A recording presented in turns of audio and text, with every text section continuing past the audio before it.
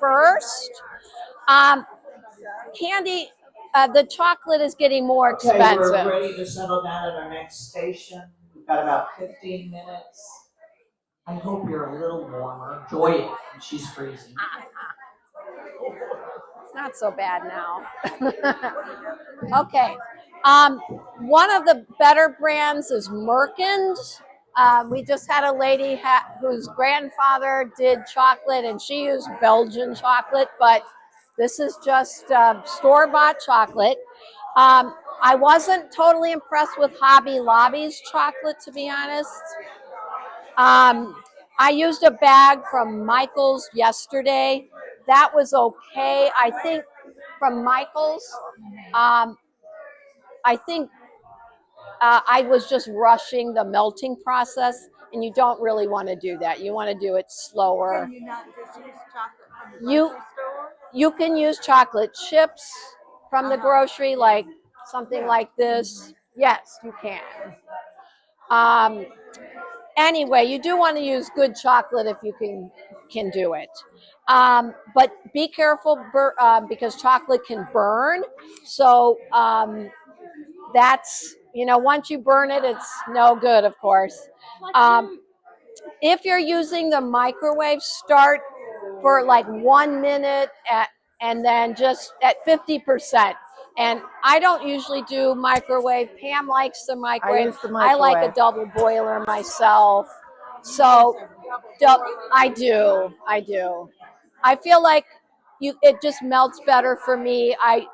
If you melt a little chocolate, then it tends to help melt the next batch of wafers you add, and just keep stirring, and it just is easier for me. Let's see.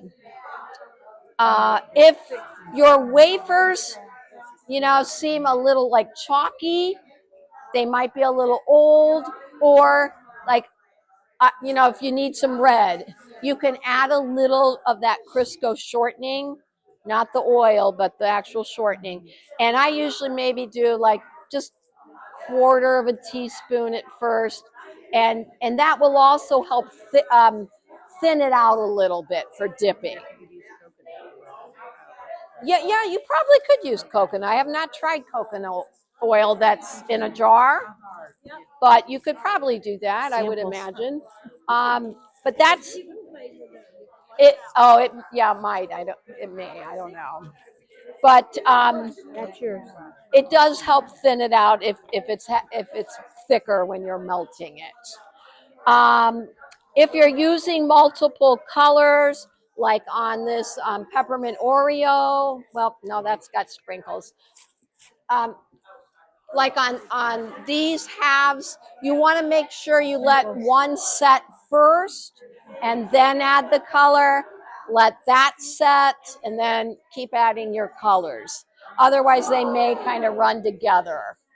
Do you use a little I'm gonna get samples. little press things, sticky press things to get the icing? No, what I did, I just used a little icing bag, a disposable one from Amazon. I have like a pastry one for decorating cookies, but it was just too thick and the tips were too tiny to get the chocolate out, so I didn't want to do that. Plus, you have a little control over how big you want your stream of icing too for decorating. And I'm just kind of a messy person. You can see I just kind of went back and forth a little bit, but anyway, why don't we give out samples? I did. Oh, you did. Okay, so great. We'll go down to the recipes for the peppermint bark. Basically, I just use some bright white candy melts, although you could use white chocolate chips too. And basically, I like to use a big cardboard piece with wax paper on it or parchment paper. Somebody mentioned there's freezer kind of wax paper. It's thicker, but for this, I didn't really need anything thicker.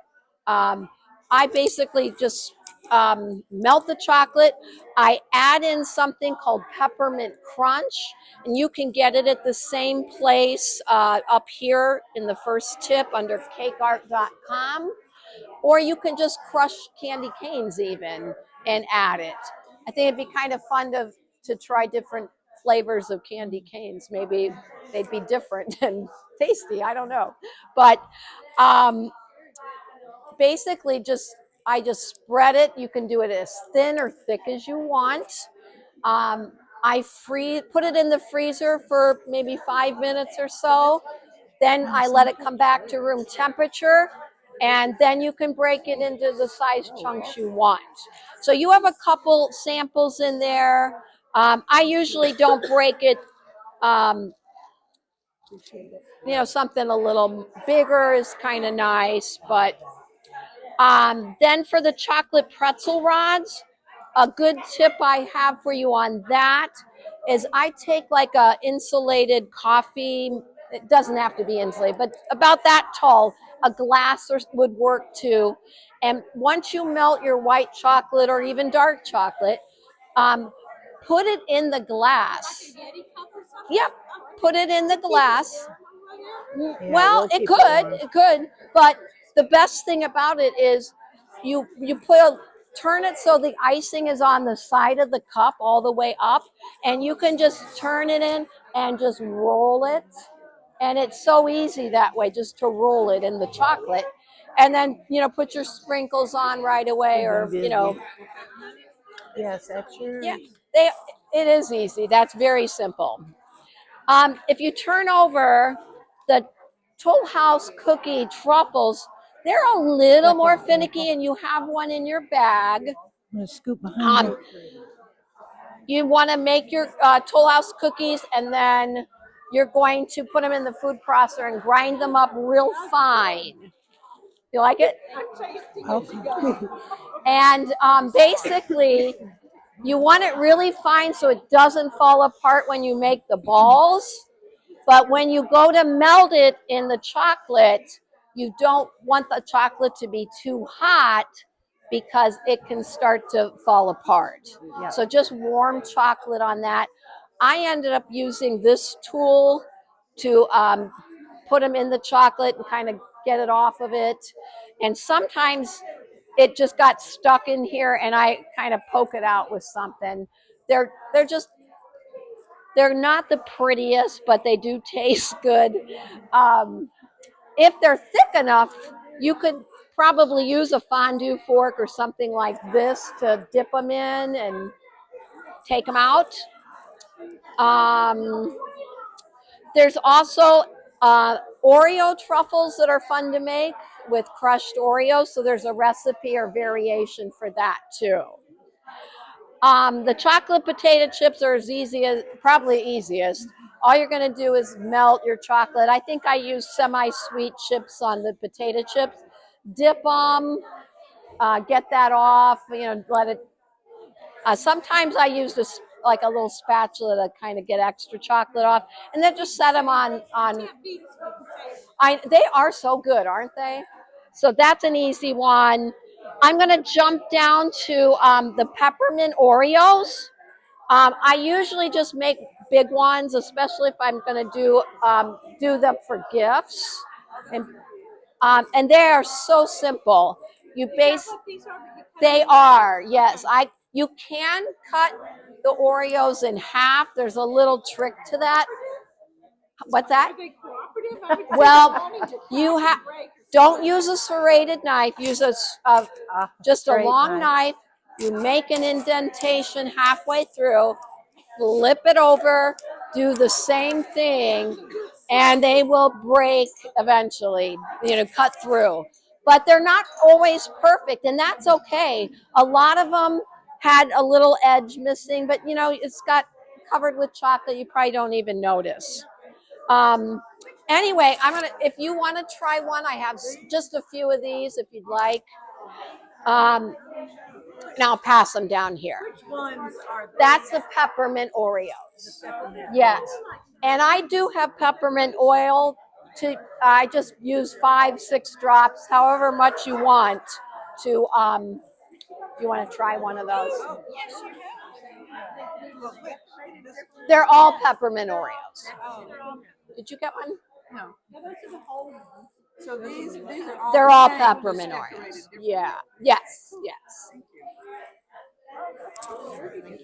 I'm good, thank you. I've got these. I'm gonna say. Okay. So, and then real quick, I just want to talk about the trash at the bottom. I call it trash because you can use whatever you have on hand, whether it's peanuts, rice checks, Rice Krispies, mini marshmallows, just like pretzel sticks. And you just melt it in your chocolate, stir it up, and just take some and put it in a bigger little, foily thing like you have here. And she's going to talk about that next. So anyway, those are really easy to make too, the trash. Anyway, I'm going to turn it over to Pam, and she's going to talk about that. All Last right, couple recipes. ladies, for the second sample, first of all, Shelly planned this station, and when they were she said, "I'm doing chocolate." I said, "Can I help? Can I help?" So she's had classes. I'm self-taught, so just so you know that if you have questions, ask her, not me. But I've been doing this for a while. I can make the most elaborate cookies for my grandchildren, and they go straight to the chocolate. So. Yes. All right. So for your two samples, I gave you the bag with the peanut clusters first. Very easy. I get my stuff at, this one came from Lowe's. It's got a microwavable tray. If you see it, buy it because it'll be gone. It's a pretty good one. All right. And then you just melt that in the tray and dump these in it. That's it. That's it. Very simple. And then the little gold cups came from Amazon. I think I bought 400 of them. And you just drop them in the cups. And you don't even need the cups. Like you can do a big cookie sheet with parchment and just drop them on like that. Is it where the cakes and things like that are? Yes. At Lowe's? Yes, I think so. I bought that a couple weeks ago. Yep. All right. And then the second one, make sure your audience is not allergic to peanuts. That's a major thing too. All right. So the second one, the haystacks are very easy. You just get this, melt it in a bowl with sides. I like to do the microwave, a minute, then 30 seconds, and just keep stirring it. And then dump 2 of these in, and that will make about 100. And then I like to do a scoop of peanut butter too, and it just goes in. Do you ever put the chow mein? Oh, that is the chow mein. Yeah, that is. Mhm. Yep. And that's it. It's it. It's super easy, super quick. And if you have grandkids, like I say, they'll head to the candy first. Always the candy first. Yeah. Well, thank you. And again, if you have questions, ask Shelly. She's the expert. I just jumped in on this presentation, but thank you all for coming. There was a lady who taught some candy making over in Bentry. I have a friend that lives over there, and I went with her. Yeah, it would. Yeah. Thank you, Debbie, for filming everybody. I know, I thought it was a marshmallow thing. What's this?